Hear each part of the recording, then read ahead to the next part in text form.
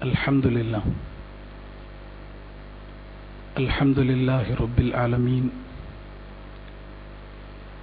الحمد لله الذي هدانا لخير الأديان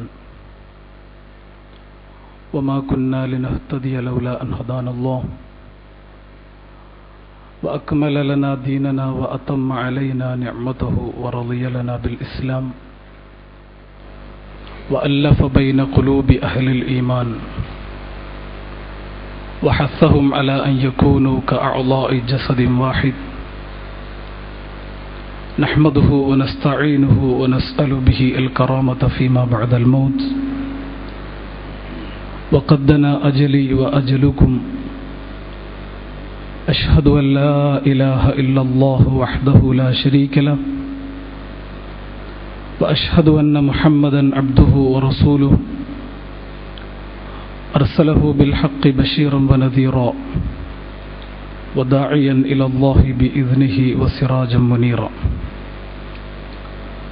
فبلغ الرسالة وأدى الأمانة وقام بالحجة ودعا إلى الحق فمن يطع الله ورسوله فقد رشد ومن يعص الله ورسوله فقد ضل ضلالا مبينا. اللهم صل على محمد وعلى آل محمد كما صليت على إبراهيم وعلى آل إبراهيم إنك حميد مجيد. اللهم بارك على محمد وعلى آل محمد كما باركت على إبراهيم وعلى آل إبراهيم إنك حميد مجيد. أيها الإخوة المؤمنون، أوصيكم وإياي أولا بتقوى الله تبارك وتعالى والاعتصام بحبل الله جميعا والامتثال لما أمر الله به والامتناع عما نهى الله عنه. قال الله تبارك وتعالى في محكم كتابه العزيز: أعوذ بالله من الشيطان الرجيم، بسم الله الرحمن الرحيم. وضرب الله مثلا قرية كانت آمنة مطمئنة يأتيها رزقها رغدا من كل مكان فكفرت بأنعم الله فأذاقها الله لباس الجوع والخوف بما كانوا يصنعون.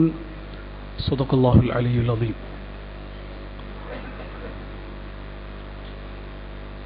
ബഹുമാന്യരായ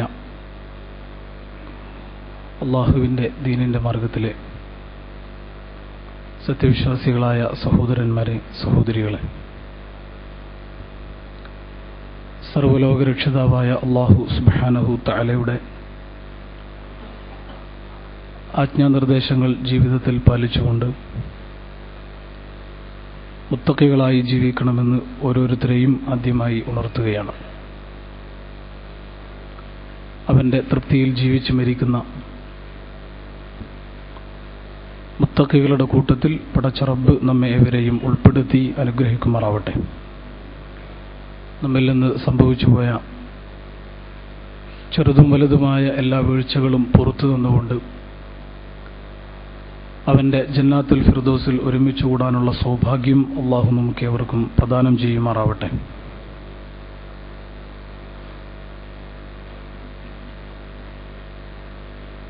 ഇസ്ലാം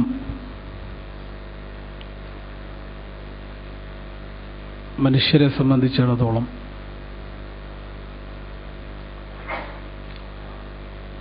അവരുടെ ജീവിതത്തിൻ്റെ എല്ലാ നിലക്കുമുള്ള പുരോഗതിയും വിജയവും പ്രദാനം ചെയ്യുന്ന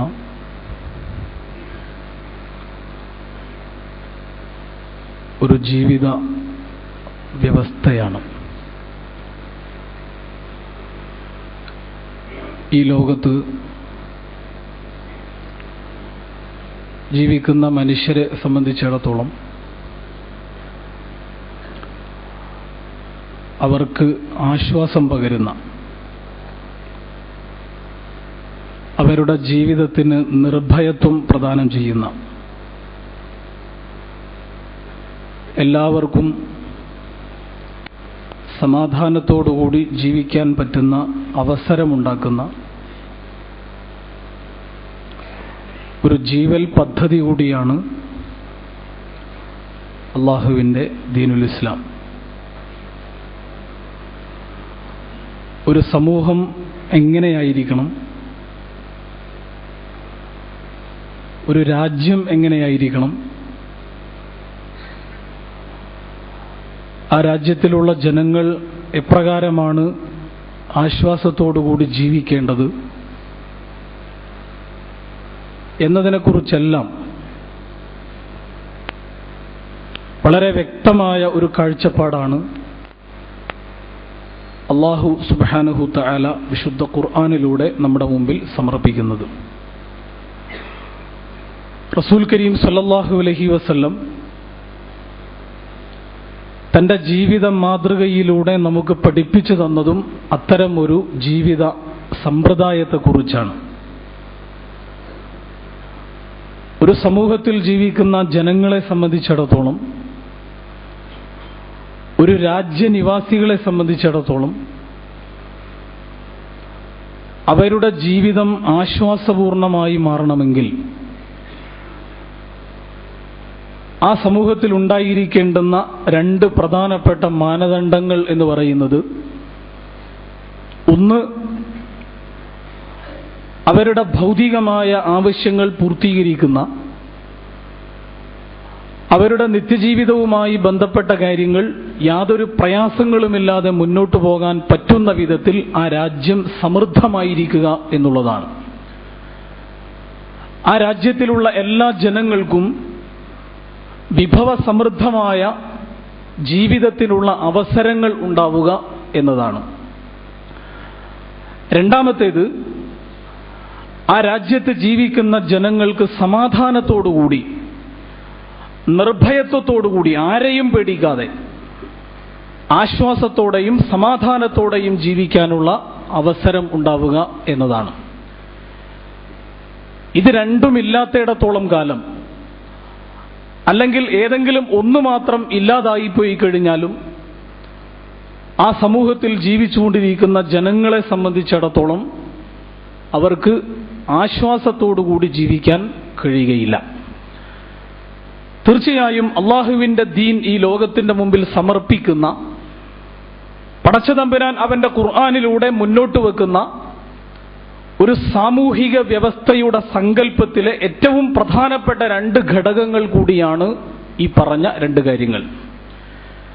എല്ലാവർക്കും ജീവിക്കാൻ പറ്റുന്ന വിധം വിഭവ സമൃദ്ധമായിരിക്കുകയും ആർക്കും ആരെയും ഭയപ്പെടാതെ നിർഭയത്വത്തോടുകൂടി ജീവിക്കാനുള്ള അവസരം ഉണ്ടാവുകയും ചെയ്യുക എന്ന് പറയുന്നത് അല്ലാഹു സുബ്ഹാനഹു തആല ഈ ലോകത്തുള്ള ജനങ്ങൾക്കിടയിൽ ഉണ്ടാകണമെന്ന് ആഗ്രഹിക്കുന്ന, അല്ലെങ്കിൽ ഒരു മാതൃ സമൂഹത്തിന്റെ പ്രത്യേകതയായിക്കൊണ്ട് അള്ളാഹു നമ്മളെ പഠിപ്പിക്കുന്ന വളരെ പ്രധാനപ്പെട്ട രണ്ട് കാര്യങ്ങളാണ്.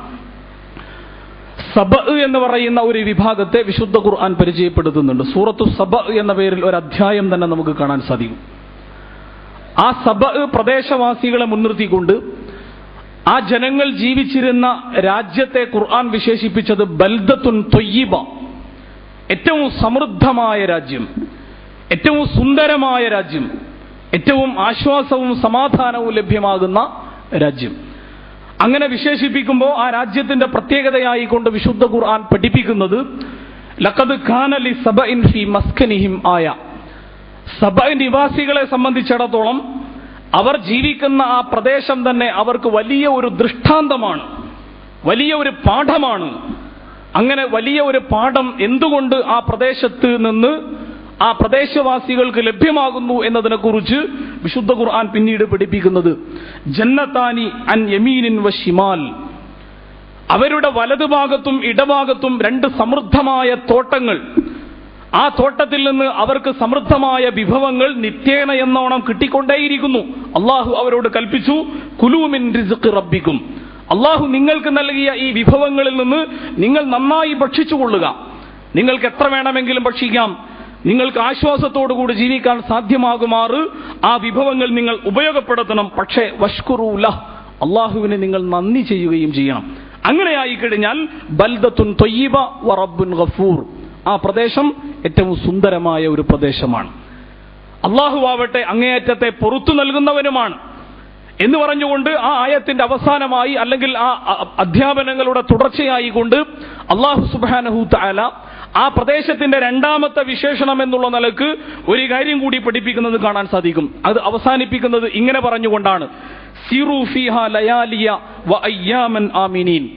രാപ്പകലുകൾ വ്യത്യാസമില്ലാതെ എല്ലാ സന്ദർഭങ്ങളിലും നിങ്ങൾ വളരെ സമാധാനത്തോടുകൂടി, നിർഭയത്വത്തോടുകൂടി, ആരെയും പേടിക്കാതെ ആശ്വാസത്തോടുകൂടി നിങ്ങൾ സഞ്ചരിച്ചു കൊള്ളുക. നിങ്ങൾക്ക് പേടിക്കേണ്ടുന്ന, നിങ്ങൾക്ക് ഭയപ്പെടേണ്ടുന്ന യാതൊരവസ്ഥയും ഈ പ്രദേശത്ത് നിങ്ങൾക്ക് ഉണ്ടാവുകയില്ല എന്നുകൂടി ആ പ്രദേശത്തിന്റെ പ്രത്യേകതയായി കൊണ്ട് അള്ളാഹു പഠിപ്പിക്കുന്നത് കാണാൻ സാധിക്കും. അഥവാ രണ്ട് സവിശേഷതകൾ: ഒന്ന് സമൃദ്ധമായ ജീവിത വിഭവങ്ങൾ, രണ്ടാമത്തേത് ആശ്വാസത്തോടുകൂടി ജീവിക്കാൻ പറ്റുന്ന, നിർഭയത്വത്തോടുകൂടി ജീവിക്കാൻ പറ്റുന്ന ഒരവസ്ഥയും ഉണ്ടാവുക എന്ന് പറയുന്ന രണ്ട് കാര്യങ്ങളാണ്. ഇതില്ലാത്തിടത്തോളം കാലം ഒരു സമൂഹത്തിൽ ആശ്വാസം ഉണ്ടാവില്ല. ആ സമൂഹത്തിലുള്ള ജനങ്ങൾക്ക് സമാധാനത്തോടുകൂടിയും പ്രയാസങ്ങളില്ലാതെയും അല്ലലില്ലാതെ അലട്ടലില്ലാതെ ജീവിക്കാൻ കഴിയുകയില്ല എന്നുള്ളതാണ് വിശുദ്ധ ഖുർആൻ ഈ പ്രദേശത്തെ ഉപമവെച്ചുകൊണ്ട്, ഈ പ്രദേശത്തിന്റെ മാതൃകയെ മുൻനിർത്തിക്കൊണ്ട് അല്ലാഹു സുബ്ഹാനഹു തആല നമ്മളെ പഠിപ്പിക്കാൻ ആഗ്രഹിക്കുന്നത്. ഈ രണ്ട് കാര്യങ്ങൾ ഇസ്ലാമിന്റെ പ്രകൃതമാണ്. ഒന്നാമത്തേത്, എല്ലാവർക്കും വിഭവ സമൃദ്ധമായി ജീവിക്കാനുള്ള അവസരമുണ്ടാവുക. ഒരു ക്ഷേമപൂർണമായ ഒരു രാജ്യത്തിന്റെ ഏറ്റവും പ്രധാനപ്പെട്ട ഈ സവിശേഷത തീർച്ചയായും ഒരു സമൂഹത്തിൽ ഉണ്ടാവേണ്ടതുണ്ട് എന്നുള്ളത് ഇസ്ലാമിന്റെ അടിസ്ഥാന തത്വങ്ങളിൽപ്പെട്ട ഒരു കാര്യമാണ്. രണ്ടാമത്തേത് അംന്, സമാധാനം എന്ന് പറയുന്ന, ആശ്വാസം എന്ന് പറയുന്ന, എല്ലാവർക്കും നിർഭയത്വം ഉണ്ടാകുന്ന ഒരവസ്ഥ സംജാതമാവുക എന്ന് പറയുന്നതും അല്ലാഹു സുബ്ഹാനഹു തആല അവന്റെ വിശ്വാസികൾക്ക് അല്ലെങ്കിൽ മനുഷ്യ സമൂഹത്തിന് നൽകുന്ന ഏറ്റവും പ്രധാനപ്പെട്ട വാഗ്ദാനങ്ങളിൽപ്പെട്ട ഒരു കാര്യം കൂടിയാണ്. അള്ളാഹു മനുഷ്യർക്ക് നൽകുന്ന വാഗ്ദാനം രണ്ടെണ്ണമാണ്. ഒന്ന് പരലോകവുമായി ബന്ധപ്പെട്ട കാര്യമാണ്. പരലോകത്ത് നിങ്ങൾക്ക് ആറുകൾ ഒഴുകുന്ന, താഴ്ഭാഗത്തുകൂടി ആറുകൾ ഒഴുകുന്ന സ്വർഗ പൂങ്കാവനങ്ങൾ നിങ്ങൾക്ക് അള്ളാഹു നൽകും. ഇത് പരലോകത്ത് ആത്യന്തികമായി അള്ളാഹു നൽകുന്ന ജീവിത വിഭവവുമായി ബന്ധപ്പെട്ടുകൊണ്ട്, അല്ലെങ്കിൽ അവർക്ക് ലഭ്യമാകുന്ന പ്രതിഫലത്തിന്റെ വാഗ്ദാനവുമായി ബന്ധപ്പെട്ട ഏറ്റവും പ്രധാനപ്പെട്ട കാര്യമാണ്. രണ്ടാമത്തെ വാഗ്ദാനം എന്ന് പറയുന്നത് ഈ ലോകവുമായി ബന്ധപ്പെട്ട കാര്യമാണ്. അതിനെക്കുറിച്ച് അള്ളാഹു ഇപ്രകാരം നമ്മളെ പഠിപ്പിക്കുന്നത് കാണാം: വഅദല്ലാഹു അല്ലദീന ആമനൂ മിൻകും വഅമിലുസ് സ്വാലിഹാത്തി ലയസ്തഖ്ലിഫന്നഹും ഫിൽ അർളി കമസ്തഖ്ലഫല്ലദീന മിൻ ഖബ്ലിഹിം വലയുമക്കിനന്ന ലഹും ദീനഹുമുല്ലദി ഇർതളാ ലഹും വലയുബദ്ദിലന്നഹും മിൻ ബഅദി ഖൗഫിഹിം അംനാ. അല്ലാഹു സുബ്ഹാനഹു തആല അവന്റെ വിശ്വാസികൾക്ക് സൽക്കർമ്മം അനുഷ്ഠിച്ചുകൊണ്ട് ജീവിക്കുന്ന അവന്റെ അടിമകൾക്ക് നൽകുന്ന വാഗ്ദാനം എന്ന് പറയുന്നത് ലയസ്തഖ്ലിഫന്നഹും ഫിൽ അർളി കമസ്തഖ്ലഫല്ലദീന മിൻ ഖബ്ലിഹിം. അവരുടെ മുമ്പ് കഴിഞ്ഞുപോയ ജനവിഭാഗങ്ങൾക്ക് ഈ ഭൂമിയുടെ പ്രാതിനിധ്യം എപ്രകാരമാണോ നൽകിയത് അപ്രകാരം നിങ്ങൾക്കും നൽകുമെന്ന്.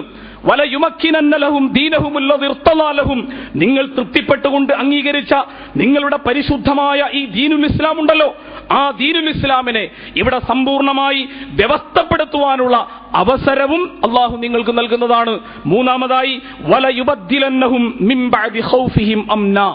നിങ്ങൾ എന്തിനൊക്കെയാണോ ഭയപ്പെടുന്നത്, എന്തെല്ലാമാണോ നിങ്ങളെ പേടിപ്പെടുത്തിക്കൊണ്ടിരിക്കുന്നത്, ആ ഭയപ്പെടുത്തിക്കൊണ്ടിരിക്കുന്ന ഭീതിജനകമായ അവസ്ഥകളിൽ നിന്ന് നിങ്ങളെ രക്ഷപ്പെടുത്തിക്കൊണ്ട് അമ്നിന്റേതായ, നിർഭയത്വത്തിന്റേതായ, ആശ്വാസത്തിന്റേതായ ഒരു പുതുലോകത്തെ നിർമ്മിക്കുവാനും നിങ്ങൾക്ക് കഴിയുമെന്ന് അല്ലാഹു സുബ്ഹാനഹു തആല നിങ്ങൾക്ക് വാഗ്ദാനമായി നൽകുന്നു എന്ന് പറയുന്നത് പടച്ചതമ്പുരാനാണ്. അല്ലാഹു നൽകുന്ന വാഗ്ദാനമാണ്. പ്രവാചകൻ സല്ലല്ലാഹു അലൈഹി വസല്ലമയുടെ അടുക്കൽ ഖബ്ബാബ് ഇബ്നുൽ അറത്ത് റളിയല്ലാഹു അൻഹു ഒരു സംഘം സ്വഹാബികളുടെ കൂടെ വരികയാണ്. പ്രവാചകൻ കഅബയുടെ തണലിൽ കൈ തലയണയാക്കിക്കൊണ്ട് ഭാവിയെക്കുറിച്ചുള്ള ഒരുപാട് പ്രതീക്ഷകൾ നെയ്തുകൊണ്ട് അങ്ങനെ കിടക്കുകയാണ്. സ്വഹാബികളെ സംബന്ധിച്ചിടത്തോളം അവർ അങ്ങേയറ്റത്തെ മർദ്ദന പീഡനങ്ങൾ അനുഭവിച്ചുകൊണ്ടിരിക്കുന്ന കാലഘട്ടം. ഖബ്ബാബ് വന്നുകൊണ്ട് പറഞ്ഞു, അലാ തസ്തൻസിറു ലനാ യാ റസൂലല്ലാഹ്, അല്ലാഹുവിന്റെ റസൂലേ, താങ്കൾ ഞങ്ങൾക്ക് വേണ്ടി പ്രാർത്ഥിക്കുന്നില്ലേ? ഞങ്ങൾ ഒരുപാട് കഷ്ടപ്പാടുകൾ അനുഭവിക്കുന്നു, ഒരുപാട് ബുദ്ധിമുട്ടുകൾ ഞങ്ങളിതാ അനുഭവിച്ചുകൊണ്ടിരിക്കുന്നു. അലാ തസ്തൻസിറു ലനാ അലാ തദ്ഉ ലനാ യാ റസൂലല്ലാഹ്, അല്ലാഹുവിന്റെ റസൂലേ താങ്കൾ ഞങ്ങൾക്ക് വേണ്ടി പ്രാർത്ഥിക്കുന്നില്ലേ? ഞങ്ങൾ ഒരുപാട് വേദനകൾ അനുഭവിക്കുന്നു, ഞങ്ങൾ ഒരുപാട് മർദ്ദന പീഡനങ്ങൾ നേരിട്ടുകൊണ്ടിരിക്കുന്നു. ഈ പീഡന പർവ്വത്തിൽ നിന്ന് ഞങ്ങളെ രക്ഷപ്പെടുത്തുവാൻ വേണ്ടി താങ്കൾ പ്രാർത്ഥിക്കുന്നില്ലേ? അതിന്റെ മറുപടിയായിക്കൊണ്ട് പ്രവാചകൻ സല്ലല്ലാഹു അലൈഹി വസല്ലം തന്റെ പൂർവികരായ ജനവിഭാഗങ്ങൾ അനുഭവിച്ച അങ്ങേയറ്റത്തെ കഷ്ടപ്പാടുകളും പ്രയാസങ്ങളുടെയും ഒരുപാട് കഥകൾ അവരുടെ മുമ്പിൽ സമർപ്പിച്ചുകൊണ്ട് പറഞ്ഞു, വല്ലാഹി ലയുതിമ്മന്ന ഹാദൽ അംർ, അല്ലാഹുവാണേ സത്യം, ഈ ദീന് പൂർത്തീകരിക്കപ്പെടുക തന്നെ ചെയ്യും. അള്ളാഹുവിന്റെ ദീന് ഈ ലോകത്ത് പൂർത്തീകരിക്കപ്പെടുക തന്നെ ചെയ്യും. അങ്ങനെ പൂർത്തീകരിക്കപ്പെട്ടു കഴിഞ്ഞാൽ എന്താണ് സംഭവിക്കാൻ പോകുന്നത്? ഹത്താ യസീറ റാകിബു മിൻ സൻആ ഇലാ ഹദ്റമൗത്ത് ലാ യഖാഫു ഇല്ലല്ലാഹ് അവിദ്ദിബ അലാ ഗനമിഹി.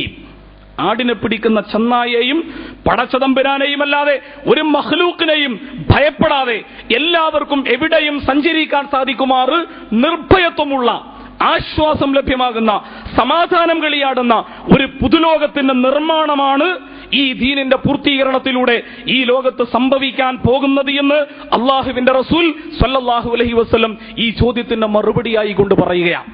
ലാത്തയും ഉസ്സയും മനാത്തയും ഉൾപ്പെടെയുള്ള നൂറുകണക്കിന് വിഗ്രഹങ്ങൾ കഅബയുടെ അകത്തും പുറത്തും ആരാധിക്കപ്പെട്ടുകൊണ്ടിരിക്കുന്ന, ഒരുപാട് ബിംബാരാധനയിൽ അധിഷ്ഠിതമായ ആരാധനാ കർമ്മങ്ങളിലും വിശ്വാസകർമ്മങ്ങളിലും അങ്ങേയറ്റത്തെ ശിർക്കൻ സമ്പ്രദായങ്ങൾ വെച്ചു പുലർത്തിയിരുന്ന ഒരു ജനവിഭാഗത്തിന്റെ ഇത്തരം ശിർക്കും ഇത്തരം അനാചാരങ്ങളും അന്ധവിശ്വാസങ്ങളും ഒക്കെ ചവിട്ടി താഴ്ത്തേണ്ടതിന് പകരം പ്രവാചകൻ സല്ലല്ലാഹു അലൈഹി വസല്ലം ഒരുപക്ഷെ അവർക്ക് നൽകുന്ന ഒന്നാമത്തെ വാഗ്ദാനം എന്ന് പറയുന്നത്, ഏത് മനുഷ്യനും സൻആ മുതൽ ഹദ്റമൗത്ത് വരെ, അറബിയുടെ ഒരറ്റം മുതൽ മറ്റേ അറ്റം വരെ എല്ലാവർക്കും സുഖസുന്ദരമായി സഞ്ചരിക്കാൻ പറ്റുന്ന, എല്ലാവർക്കും ആശ്വാസത്തോടുകൂടി ജീവിക്കാൻ പറ്റുന്ന ഒരു അവസ്ഥ ഈ ലോകത്ത് വരാനുണ്ട് എന്നുള്ളതാണ് അള്ളാഹുവിന്റെ ദീനിന്റെ പൂർത്തീകരണത്തിന്റെ അടയാളക്കുറിയായി കൊണ്ട് പ്രവാചകൻ സല്ലല്ലാഹു അലൈഹി വസല്ലം പഠിപ്പിക്കുന്നത് എന്ന് നമുക്ക് കാണാൻ സാധിക്കുമ്പോൾ തീർച്ചയായും നിർഭയത്വമുള്ള, ആശ്വാസം ലഭ്യമാകുന്ന, എല്ലാവർക്കും സമാധാനത്തോടുകൂടി ജീവിക്കാൻ പറ്റുന്ന ഒരവസരം ഈ ലോകത്തുണ്ടാവുക എന്ന് പറയുന്നത് അള്ളാഹുവിന്റെ റസൂൽ സല്ലല്ലാഹു അലൈഹി വസല്ലം തന്റെ മനസ്സിൽ കണ്ടിരുന്ന വളരെ പ്രധാനപ്പെട്ട ഒരു സ്വപ്നമായിരുന്നു എന്നുകൂടിയാണ് ഈ സംഭവത്തിലൂടെ യഥാർത്ഥത്തിൽ നമുക്ക് മനസ്സിലാക്കാൻ സാധിക്കുക. ഇസ്ലാമിന്റെ കേന്ദ്രമാണല്ലോ മക്ക. ആ മക്ക എന്ന് പറയുന്ന പ്രദേശം, ആ പ്രദേശം അമ്നിന്റേതായ, ആശ്വാസത്തിന്റേതായ ഒരു ഗേഹമായിട്ടാണ് വിശുദ്ധ ഖുർആൻ എല്ലായിടത്തും അതിനെ പരിചയപ്പെടുത്തുന്നത്. ഇബ്രാഹിം നബി അലൈഹി ഇസ്ലാം ആ കഅബാലയത്തിന്റെ നിർമ്മാണം പൂർത്തീകരിച്ചുകൊണ്ട് തന്റെ മകനെയും അടുത്തു നിർത്തിക്കൊണ്ട് അള്ളാഹുവിനോട് പറയുന്ന ഒരു വർത്തമാനമുണ്ട്, അല്ലെങ്കിൽ അള്ളാഹുവിനോട് നടത്തുന്ന വളരെ സുപ്രധാനമായ ഒരു പ്രാർത്ഥനയുണ്ട്. വഇദ് ഖാല ഇബ്രാഹിമു റബ്ബി ജഅൽ ഹാദാ ബലദൻ ആമിന. അള്ളാഹുവേ, ഈ പ്രദേശത്തെ നിർഭയത്വമുള്ള ഒരു പ്രദേശമാക്കി മാറ്റണമേ, എല്ലാവർക്കും ആശ്വാസത്തോടുകൂടി ജീവിക്കാൻ കഴിയുന്ന ഒരു പ്രദേശമാക്കി ഈ പ്രദേശത്തെ നീ മാറ്റണമേ എന്ന് അള്ളാഹുവിനോട് ഇബ്രാഹിം നബി അലൈഹി ഇസ്ലാം പ്രാർത്ഥിക്കുമ്പോൾ ആ പ്രാർത്ഥനയുടെ തൊട്ടുടനെ വീണ്ടും പറയുന്നുണ്ട്, വർസുഖ് അഹ്ലഹു മിനസ് സമറാത്തി മൻ ആമന മിൻഹും ബില്ലാഹി വൽ യൗമിൽ ആഖിർ. അള്ളാഹുവിലും അന്ത്യദിനത്തിലും വിശ്വസിക്കുന്ന അഥവാ യഥാർത്ഥ വിശ്വാസികളായ ആളുകൾക്ക് മാത്രം ഈ ലോകത്ത് വിഭവ സമൃദ്ധമായ ജീവിത സൗകര്യങ്ങൾ ലഭ്യമാകുമാറുള്ള വിഭവ സമൃദ്ധമായ ഒരു പ്രദേശം കൂടി ഇതിനെ ആക്കി മാറ്റണമേ എന്ന് അള്ളാഹുവിനോട് പ്രാർത്ഥിക്കുമ്പോൾ ആ പ്രാർത്ഥനയെ തിരുത്തിക്കൊണ്ട് അള്ളാഹു പറഞ്ഞു, വമൻ കഫർ. സത്യനിഷേധികളാണെങ്കിലും ശരി, വിശ്വാസികൾ എന്ന ഒരു മാനദണ്ഡത്തിന്റെ അടിസ്ഥാനത്തിലല്ല, വിശ്വാസി അവിശ്വാസി വ്യത്യാസമില്ലാതെ, മുസ്ലിം എന്നോ കാഫിർ എന്നോ വ്യത്യാസമില്ലാതെ, അള്ളാഹുവിൽ വിശ്വസിച്ചവനെന്നോ വിശ്വസിക്കാത്തവനെന്നോ വ്യത്യാസമില്ലാതെ, ദൈവവിശ്വാസിയെന്നോ ദൈവനിഷേധിയെന്നോ അന്തരങ്ങളില്ലാതെ മനുഷ്യരാണോ എല്ലാ മനുഷ്യർക്കും വിഭവ സമൃദ്ധമായ ജീവിതം നയിക്കാൻ പറ്റുന്ന, എല്ലാവർക്കും ആശ്വാസത്തോടുകൂടി ജീവിക്കാൻ പറ്റുന്ന ഒരു പ്രദേശമാക്കി ഈ പ്രദേശത്തെ മാറ്റണമേ എന്ന് ആ പ്രാർത്ഥനയെ തിരുത്തിക്കൊണ്ട് അല്ലാഹു സുബ്ഹാനഹു തആല പഠിപ്പിക്കുന്നത് നമുക്ക് കാണാൻ സാധിക്കും. ആ പ്രദേശത്തെ അള്ളാഹു തന്നെ എപ്രകാരമാണ് നിയുക്തമാക്കിയിട്ടുള്ളത് എന്ന് വിശുദ്ധ ഖുർആൻ മറ്റൊരു സ്ഥലത്ത് പറയുന്നുണ്ട്. വൈദ് ജഅൽനൽ ബൈത മസാബത്തൽ ലിന്നാസി വഅംന. ഈ പ്രദേശത്തെ, മക്ക എന്ന് പറയുന്ന ഈ പ്രദേശത്തെയും ആ മക്കയുടെ കേന്ദ്രബിന്ദുവായ കഅബ എന്ന് പറയുന്ന ബൈത്തുള്ള അള്ളാഹുവിന്റെ ഭവനത്തെയും എല്ലാവർക്കും അഭയകേന്ദ്രമായ, എല്ലാവർക്കും ആശ്വാസം നൽകുന്ന ഒരു സംവിധാനമായി നാം അതിനെ നിശ്ചയിക്കുകയും ചെയ്തിരിക്കുന്നു. വമൻ ദഖലഹു കാന ആമിന, വല്ലവരും അവിടെ പ്രവേശിച്ചു കഴിഞ്ഞാൽ അവൻ നിർഭയത്വമുള്ളവനായി. ആരെങ്കിലും അങ്ങോട്ട് കടന്നാൽ അവൻ ആശ്വാസമുള്ളവനായി. സമാധാനത്തോടുകൂടി ജീവിക്കാൻ പറ്റുന്ന ഒരു പ്രദേശമാക്കി അല്ലാഹു സുബ്ഹാനഹു തആല അതിനെ നിശ്ചയിച്ച് നൽകിയിരിക്കുന്നു. പ്രവാചകൻ സല്ലല്ലാഹു അലൈഹി വസല്ലം തന്റെ ദീനുൽ ഇസ്ലാമിന്റെ പ്രബോധന പ്രവർത്തനങ്ങൾ ആരംഭിക്കുന്നത് ആ മക്ക മണലാരണ്യത്തിൽ വെച്ചുകൊണ്ടാണല്ലോ. ആ പ്രദേശത്തേക്ക് ഇസ്ലാമിന്റെ അനുരണനങ്ങൾ വന്നു ചേരുന്നതിന്റെ മുമ്പ് തന്നെ നിർഭയത്വമുള്ള ഒരു പ്രദേശമായിരുന്നു മക്ക. ലീലാഫി ഖുറൈശിൻ ഈലാഫിഹിം റിഹ്ലത്തശ് ശിതാഇ വസ്സൈഫ് ഫല്യഅബ്ദു റബ്ബ ഹാദൽ ബൈത്തില്ലദീ അത്അമഹും മിൻ ജൂഅ് വആമനഹും മിൻ ഖൗഫ് എന്ന് വിശുദ്ധ ഖുർആൻ ആ പ്രദേശത്തെക്കുറിച്ച് നമ്മളെ പഠിപ്പിക്കുന്നുണ്ട്. ശൈത്യകാലമെന്നോ ചൂടുകാലമെന്ന വ്യത്യാസമില്ലാതെ യാത്രാ സംഘങ്ങൾ യാത്ര പോകുമ്പോൾ ആ യാത്രാ സംഘങ്ങൾക്ക് യാത്ര പോയിക്കൊണ്ടിരിക്കുന്ന ആ പ്രദേശമുണ്ടല്ലോ, ആ പ്രദേശം ഒന്നാമതായി അത്അമഹും മിൻ ജൂഅ്, വിശപ്പിൽ നിന്ന് അവരെ അള്ളാഹു സംരക്ഷിച്ചുകൊണ്ട് അവർക്ക് ആശ്വാസം നൽകി, അഥവാ വിഭവ സമൃദ്ധമായ ജീവിതം ഒരുക്കി. രണ്ടാമത്തേതോ വആമനഹും മിൻ ഖൗഫ്, എന്തെല്ലാം പേടിപ്പെടുത്തുന്ന എന്തെല്ലാം പ്രയാസങ്ങളുള്ള സംവിധാനങ്ങൾ ഉണ്ടായിരുന്നോ അതിൽ നിന്നെല്ലാം അവരെ മോചിപ്പിച്ചുകൊണ്ട് അവർക്ക് അള്ളാഹു ആശ്വാസം നൽകുകയും ചെയ്തു. ആശ്വാസത്തോടുകൂടി ജീവിക്കാൻ പറ്റുന്ന ഒരു സംവിധാനമാക്കി അള്ളാഹു ആ പ്രദേശത്തെ മാറ്റുകയും ചെയ്തു. ഇത് ഇസ്ലാമിന്റെ പ്രകൃതമാണ്. ഇസ്ലാമിന്റെ പ്രകൃതമാണിത്. ഒന്ന് സമാധാനം അല്ലെങ്കിൽ നിർഭയത്വം എന്ന് പറയുന്നത്. രണ്ടാമത്തേത് എല്ലാവർക്കും മതമോ ജാതിയോ പരിഗണിക്കാതെ, ഭാഷയോ ദേശമോ പരിഗണിക്കാതെ പച്ചക്കരലുള്ള എല്ലാവരും മനുഷ്യരാണ് എന്ന ഒരു തത്വത്തിൽ നിന്നുകൊണ്ട് എല്ലാ മനുഷ്യർക്കും വിഭവ സമൃദ്ധമായ ജീവിതം നയിക്കാൻ പറ്റുന്ന ഒരു അവസരം ഉണ്ടാവുകയും ചെയ്യുക എന്ന് പറയുന്നത് അല്ലാഹു സുബ്ഹാനഹു തആല അവന്റെ ദീനിന്റെ പ്രകൃതമായി നിശ്ചയിച്ചു തന്ന വളരെ സുപ്രധാനമായ ഒരു കാര്യമാണ്. നിർഭാഗ്യവശാൽ അങ്ങനെയുള്ള ഒരു ദീനുൽ ഇസ്ലാമാണ് ഇക്കാലഘട്ടത്തിൽ ഏറ്റവും കൂടുതൽ തെറ്റിദ്ധരിക്കപ്പെട്ടുകൊണ്ടിരിക്കുന്നത്. ദീനുൽ ഇസ്ലാം ഏറ്റവും പ്രയാസങ്ങൾ ഉണ്ടാക്കുന്ന, മനുഷ്യന്റെ ആശ്വാസം തകർക്കുന്ന, അവന്റെ സമാധാനം തകർക്കുന്ന, അങ്ങേയറ്റത്തെ ഭീകരതയുടെയും തീവ്രവാദത്തിന്റെയും അതുപോലെ തന്നെ സകല സമാധാനാന്തരീക്ഷങ്ങളും തച്ചു തകർക്കുന്ന ഒരു പ്രത്യയശാസ്ത്രമായി കൊണ്ട് അള്ളാഹുവിന്റെ ദീനുൽ ഇസ്ലാമിനെ വളരെ ബോധപൂർവം ചിത്രീകരിക്കപ്പെട്ടുകൊണ്ട് അതിശക്തമായ പ്രചരണങ്ങൾ നടത്തിക്കൊണ്ടിരിക്കുന്ന ഒരു കാലഘട്ടത്തിൽ കൂടിയാണ് യഥാർത്ഥത്തിൽ നമ്മൾ ജീവിച്ചുകൊണ്ടിരിക്കുന്നത് എന്ന് നാം ഈ സന്ദർഭത്തിൽ മനസ്സിലാക്കണം. ഇസ്ലാം സമം തീവ്രവാദം, ജിഹാദി എന്ന് പറഞ്ഞാൽ അത് ഭീകരവാദത്തിന്റെ അടയാളം. ഈ രൂപത്തിൽ ഇസ്ലാമിന്റെ സമാധാനത്തിന്റെ മുഖത്തെ, ഇസ്ലാമിന്റെ ക്ഷേമ ഐശ്വര്യങ്ങൾ കടിയാടുന്ന ഒരു നല്ല ലോകത്തിന്റെ നിർമ്മാണത്തിന്റെ ആ സുന്ദരമായ രീതിശാസ്ത്രത്തെ പരിപൂർണമായി അവഗണിച്ചുകൊണ്ട് ഇത്തരം വ്യാപകമായ പ്രചരണങ്ങൾ അള്ളാഹുവിന്റെ ദീനുൽ ഇസ്ലാമിനെ കുറിച്ച്, അള്ളാഹുവിന്റെ ദീനുൽ ഇസ്ലാമിന്റെ മാർഗത്തിൽ എഴുന്നേറ്റ് നിന്നുകൊണ്ട് പ്രവർത്തിച്ചുകൊണ്ടിരിക്കുന്ന സംഘങ്ങളെ കുറിച്ചും വ്യക്തികളെ കുറിച്ചുമൊക്കെ വളരെ വ്യാപകമായി തന്നെ പ്രചരിപ്പിക്കപ്പെട്ടുകൊണ്ടിരിക്കുന്ന ഒരു കാലഘട്ടത്തിൽ കൂടിയാണ് യഥാർത്ഥത്തിൽ നമ്മൾ മുന്നോട്ട് പോയിക്കൊണ്ടിരിക്കുന്നത് എന്നതുകൊണ്ട് തന്നെ വിശ്വാസികളായ നമ്മെ സംബന്ധിച്ചിടത്തോളം ഇസ്ലാമിന്റെ യഥാർത്ഥ ഈ പ്രകൃതം തിരിച്ചറിഞ്ഞുകൊണ്ട് ആ പ്രകൃതത്തിൽ അധിഷ്ഠിതമായ ഇസ്ലാമിന്റെ മുഖത്തെ പൊതുസമൂഹത്തിൽ എങ്ങനെയെല്ലാം പ്രചരിപ്പിക്കാൻ പറ്റുമോ, എങ്ങനെയെല്ലാം ജനങ്ങളെ മനസ്സിലാക്കി കൊടുക്കുവാൻ പറ്റുമോ, അത്തരം ഒരു സന്ദർഭത്തിലേക്ക് നമ്മൾ സ്വയം വളരുകയും ഉയരുകയും ചെയ്യേണ്ടെന്ന വളരെ നിർണായകമായ ഘട്ടത്തിൽ കൂടിയാണ് ഇസ്ലാമിക ലോകം ലോകത്തും ഇന്ത്യ രാജ്യത്തും നമ്മുടെ കൊച്ചു കേരളത്തിൽ പോലും മുന്നോട്ട് പോയിക്കൊണ്ടിരിക്കുന്നത് എന്ന് നാം ഈ സന്ദർഭത്തിൽ വളരെ ഗൗരവത്തോടുകൂടി മനസ്സിലാക്കണം. യഥാർത്ഥത്തിൽ സമൂഹത്തിൽ കുഴപ്പങ്ങൾ ഉണ്ടായിക്കൊണ്ടിരിക്കുന്നുണ്ട്. ഭീകരവാദങ്ങളും തീവ്രവാദങ്ങളും ഉണ്ടാകുന്നു. ഒരു രാജ്യത്തുണ്ടായിരിക്കേണ്ടുന്ന ക്ഷേമൈശ്വര്യങ്ങൾ ഇല്ലാതായിക്കൊണ്ടിരിക്കുന്നു. ഇതൊക്കെ യാഥാർത്ഥ്യമാണ്. പക്ഷെ ഇതെന്തുകൊണ്ടുണ്ടാകുന്നു എന്നതിനെ കുറിച്ചുകൂടി അള്ളാഹുവിന്റെ ദീനിനെ മുന്നിൽ വെച്ചുകൊണ്ട്, വിശുദ്ധ ഖുർആനിനെ മുന്നിൽ വെച്ചുകൊണ്ട്, പ്രവാചകൻ സല്ലല്ലാഹു അലൈഹി വസല്ലമയുടെ അധ്യാപനങ്ങളുടെ മാതൃകകളെ മുന്നിൽ വെച്ചുകൊണ്ട് നമ്മളൊരു വിലയിരുത്തൽ നടത്തിക്കഴിഞ്ഞാൽ യഥാർത്ഥത്തിൽ ആരാണ് ഇതിന്റെ ഉത്തരവാദികൾ? എന്തുകൊണ്ട് സമൂഹത്തിന്റെ സമാധാനം നഷ്ടപ്പെടുന്നു? എന്തുകൊണ്ട് ഭീകരാക്രമങ്ങൾ സംഭവിച്ചുകൊണ്ടിരിക്കുന്നു? എന്തുകൊണ്ട് നിർഭയത്വത്തോടുകൂടി വീടുകളിൽ അന്തിയുറങ്ങുവാനുള്ള സൗകര്യങ്ങൾ ഇല്ലാതായിക്കൊണ്ടിരിക്കുന്നു? എന്തുകൊണ്ട് ഒരു ജനവിഭാഗത്തിന്റെ സന്തുലിതമായ സാമ്പത്തിക ഘടനകൾ തകർന്ന് തരിപ്പണമായി കൊണ്ടിരിക്കുന്നു എന്നതിനെക്കുറിച്ച് നമ്മളൊരു വിശകലനം നടത്തിക്കഴിഞ്ഞാൽ, വിശുദ്ധ ഖുർആന്റെ ഭാഷയിൽ നമ്മളതിനെ പഠിച്ചു കഴിഞ്ഞാൽ അതിന് സുന്ദരമായ ഒരു ഉപമ ഖുർആൻ നമ്മളെ പഠിപ്പിക്കുന്നുണ്ട്. വളറബല്ലാഹു മസലൻ ഖറിയതൻ കാനത് ആമിനതൻ മുത്മഇന്ന. അള്ളാഹു ഒരു നല്ല ഒരു പ്രദേശത്തെ ഉപമിച്ചുകൊണ്ട് പറയുകയാണ്. ഒരു നല്ല പ്രദേശത്തിന്റെ ഉപമ എന്ന് പറയുന്നത് ഖറിയതൻ കാനത് ആമിനതൻ മുത്മഇന്ന, അതൊരു ഗ്രാമമാണ്, അല്ലെങ്കിൽ അതൊരു പ്രദേശമാണ്, അല്ലെങ്കിൽ അതൊരു രാജ്യമാണ്, അല്ലെങ്കിൽ അതൊരു നഗരമാണ്. എന്താണ് ആ നഗരത്തിന്റെ പ്രത്യേകത? കാനത്ത് ആമിനത്തൻ മുത്തുമഇന്ന, സമാധാനത്തോടുകൂടി ആശ്വാസത്തോടുകൂടി ജീവിക്കാൻ പറ്റുന്ന ഒരു പ്രദേശമാകുന്നു അത്. എന്ന് മാത്രമല്ല, യഅ്തിഹാ റിസ്ഖുഹാ റഗദൻ മിൻ കുല്ലി മക്കാൻ, എല്ലാ പ്രദേശങ്ങളിൽ നിന്നും, എല്ലാ ഭാഗങ്ങളിൽ നിന്നും ആ നാട്ടുകാർക്ക് ജീവിത വിഭവങ്ങൾ സമൃദ്ധമായി ലഭിച്ചുകൊണ്ടേയിരിക്കുകയാണ്. എന്ന് പറഞ്ഞാൽ അല്ലലും അലട്ടലുമില്ലാതെ, പട്ടിണിയില്ലാതെ, പ്രയാസങ്ങളില്ലാതെ, ബുദ്ധിമുട്ടുകളും കുഴപ്പങ്ങളുമില്ലാതെ വളരെ സമാധാനത്തോടുകൂടി സമൃദ്ധമായി ജീവിക്കാൻ പറ്റുന്ന അവസരം ആ നാട്ടിലുള്ള ജനങ്ങൾക്ക് ലഭ്യമാവുകയും ചെയ്തിരിക്കുന്നു. ഇതാണ് ഒരു നല്ല രാജ്യത്തിന്റെ മാതൃക, ഇതാണ് ഒരു നല്ല സമൂഹത്തിന്റെ പ്രത്യേകത. എന്നാൽ ഇതെപ്പോഴാണ് നഷ്ടപ്പെടുന്നത്? അല്ലാഹു സുബ്ഹാനഹു തആല നൽകിയ അനുഗ്രഹങ്ങളെ വല്ലവരും നിരാകരിച്ചാൽ. ഇത് തന്നവൻ പടച്ചവനാണ്. ഈ രാജ്യത്തിന് സമാധാനം നൽകിയത് അല്ലാഹുവാണ്.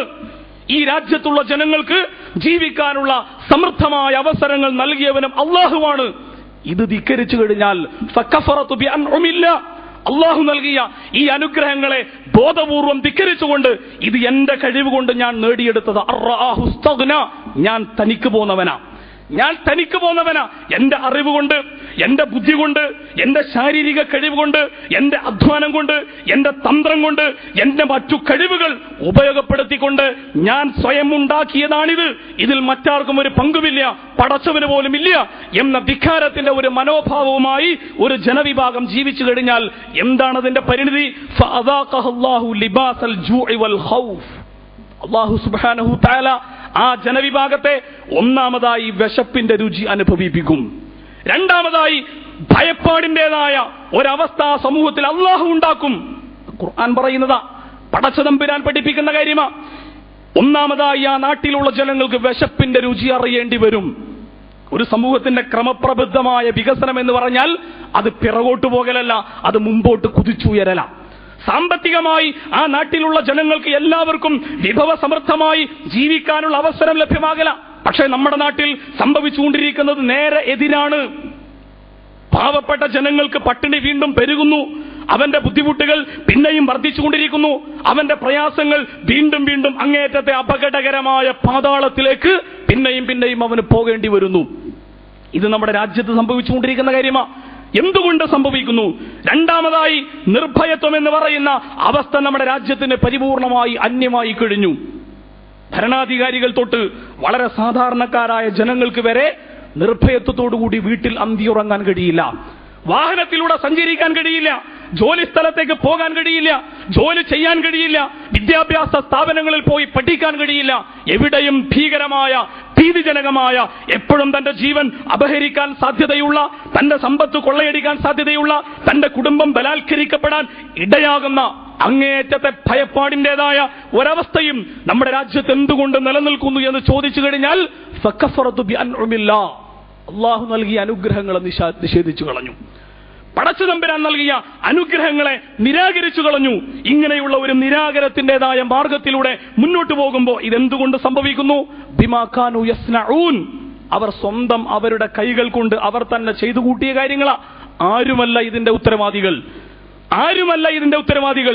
ആരാണോ ഇത് ചെയ്തുകൊണ്ടിരിക്കുന്നത്, ആരാണോ ഇതിന് നേതൃത്വം നൽകുന്നവർ, ആരൊക്കെയാണോ ഇതിന്റെ പങ്കുപറ്റിക്കൊണ്ടിരിക്കുന്നവർ, അവർ തന്നെയാണ് ഇത്തരം ഒരു അപകടകരമായ അവസ്ഥയിലേക്ക് ഒരു സമൂഹത്തെ കൊണ്ടെത്തിച്ചിട്ടുള്ളത് എന്നാണ് നമുക്ക് ഈ സന്ദർഭത്തിൽ മനസ്സിലാക്കാൻ കഴിയുക. ലഹറൽ ഫസാദു ഫിൽ ബർരി വൽ ബഹരി ബിമാ കസബത് ഐദിൻ നാസ്. സ്വന്തം കൈകൾ കൊണ്ടുണ്ടാക്കിയ പണികൾ, സ്വന്തം കൈകൾ കൊണ്ടുണ്ടാക്കിയ ഫസാദിന്റെയും കുഴപ്പങ്ങളുടെയും ദുരന്തങ്ങൾ കരയിൽ മാത്രമല്ല കടലിൽ പോലും വ്യാപിച്ചിരിക്കുന്നു. കരയെന്നോ കടലെന്നോ വ്യത്യാസമില്ലാതെ ലോകത്താകമാനം ഇതിന്റെ ദുരന്തങ്ങൾ, ഇതിന്റെ പ്രയാസങ്ങൾ അനുഭവിച്ചുകൊണ്ട് മുന്നോട്ട് പോകുമ്പോൾ യഥാർത്ഥത്തിൽ ഇതിന്റെ ഉത്തരവാദികൾ എന്ന് പറയുന്നത് ഒന്നാമതായി ഭരണാധികാരികൾ തന്നെയാണ്, രണ്ടാമതായി മുതലാളിത്ത വമ്പന്മാരാണ്, മൂന്നാമതായി അവർക്ക് വേണ്ട പ്രത്യയശാസ്ത്രപരമായ മതകീയമായ പിൻബലം നൽകുന്ന മതപുരോഹിതന്മാരെന്നോ മതമേലധ്യക്ഷന്മാരെന്നോ പറയാൻ പറ്റുന്ന ഈ മൂന്നാമത്തെ വിഭാഗമാണ്. ഈ മൂന്ന് വിഭാഗങ്ങളാണ് അള്ളാഹുവിന്റെ ദീനുൽ ഇസ്ലാമിനെ എല്ലാ കാലഘട്ടത്തിലും ശത്രുപക്ഷത്ത് നിർത്തിയത് എന്നുകൂടി നാം ഈ സന്ദർഭത്തിൽ മനസ്സിലാക്കണം.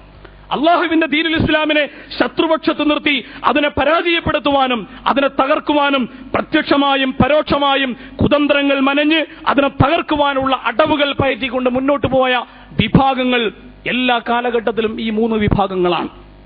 ഫിർഔനും അതുപോലെ തന്നെ നമ്രൂദും ഉൾപ്പെടെയുള്ള പ്രവാചകൻ വിശുദ്ധ ഖുർആനിലൂടെ പടച്ചതമ്പുരാൻ പരിചയപ്പെടുത്തിയ ധാരാളം സ്വേച്ഛാധിപതികളായ ഏകാധിപതികളായ ഭരണാധികാരികൾ, അവരുടെ ദാരുണമായ ദുരന്തങ്ങൾ വിശുദ്ധ ഖുർആൻ നമ്മളെ പഠിപ്പിക്കുമ്പോൾ അതിന്റെ മാതൃകയിലൂടെ ലോകത്ത് പലപ്പോഴും ഇതുപോലെയുള്ള ക്രൂരനായ അക്രമികളായ ജനങ്ങളുടെ പ്രയാസങ്ങളെ ആത്മാർത്ഥമായി മനസ്സിലാക്കാൻ സാധിക്കാത്ത ഭരണാധികാരികൾ, രണ്ടാമതായി അവർക്ക് വേണ്ട എല്ലാവിധ സൗകര്യങ്ങളും ഒരുക്കി കൊടുക്കുന്ന എന്നിട്ട് അതിലൂടെ സ്വയം വളർന്നുകൊണ്ടിരിക്കുന്ന മുതലാളിത്ത പ്രഭുക്കന്മാർ. ഖാറൂനിലൂടെ വിശുദ്ധ ഖുർആൻ അതിന്റെ മാതൃക നമ്മളെ പഠിപ്പിക്കുമ്പോൾ ലോകത്ത് വ്യാപകമായി പല കാലഘട്ടങ്ങളിൽ പല സന്ദർഭങ്ങളിലായി ഇത്തരമൊരു വിഭാഗത്തെയും നമുക്ക് കാണാൻ സാധിക്കും.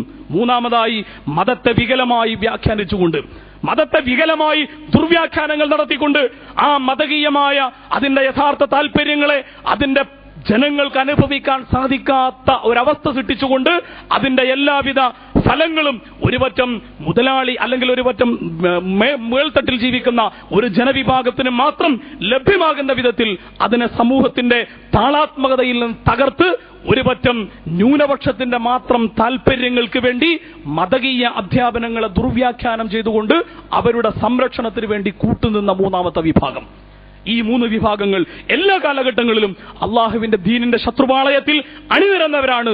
ഇക്കാലഘട്ടത്തിലും അത് തന്നെയാണ് തുടർന്നുകൊണ്ടിരിക്കുന്നത് എന്ന് കണ്ടെത്താൻ ഗവേഷണങ്ങളുടെ ആവശ്യമില്ല. വളരെ ലളിതമായ നമ്മുടെ ബുദ്ധി ഉപയോഗപ്പെടുത്തിക്കൊണ്ട് ചിന്തിച്ചു കഴിഞ്ഞാൽ തന്നെ നമുക്കിത് കാണാൻ സാധിക്കുന്ന കാര്യമാണ്. ഇത്തരം ഒരു സന്ദർഭത്തിൽ ഇങ്ങനെയുള്ള ഒരു ഘട്ടത്തിലൂടെ അള്ളാഹുവിന്റെ ദീനിനെ പ്രതിനിധീകരിച്ചുകൊണ്ട് നമ്മൾ മുന്നോട്ട് പോകുമ്പോൾ വിശുദ്ധ ഖുർആൻ നമ്മളെ പഠിപ്പിക്കുന്ന പ്രവാചകൻ സല്ലല്ലാഹു അലൈഹി വസല്ലം നമുക്ക് വ്യക്തമായി മാതൃക കാണിച്ചു തന്നിട്ടുള്ള ആ പ്രവാചക ജീവിതത്തിന്റെ വിശുദ്ധ ഖുർആനിക അധ്യാപനങ്ങളുടെ കരുത്ത് മനസ്സിലാക്കിക്കൊണ്ട് ആ മാർഗത്തിൽ അടിയുറച്ചു നിന്നുകൊണ്ട് മുന്നോട്ട് പോകാനുള്ള ആശയപരമായ പക്വതയും അതുപോലെ തന്നെ വളരെ കൃത്യമായ നിലപാടും സ്വീകരിച്ചുകൊണ്ട് മുന്നോട്ട് പോകാൻ വിശ്വാസികളായ നമ്മൾ ബാധ്യസ്ഥരാണ്. കേവലം ഗ്രന്ഥങ്ങളിലൂടെയും രചനകളിലൂടെയും മാത്രമല്ല ഇതിന് നമുക്ക് മറുപടി കൊടുക്കാൻ സാധിക്കുക, അതിനപ്പുറം സ്വന്തം ജീവിതത്തിലൂടെയാണ്. അള്ളാഹുവിന്റെ ദീനുൽ ഇസ്ലാം എന്താണ് എന്ന ചോദ്യത്തിന്റെ മറുപടിയായിക്കൊണ്ട് ഞാനാണ്. ഖുർആനെ കുറിച്ച് നിങ്ങൾക്ക് പഠിക്കണോ? ഇസ്ലാമിനെ കുറിച്ച് മനസ്സിലാക്കണമോ? അള്ളാഹുവിന്റെ ദീൻ എന്താണ് എന്ന് നിങ്ങൾക്ക് ബോധ്യപ്പെടണമോ?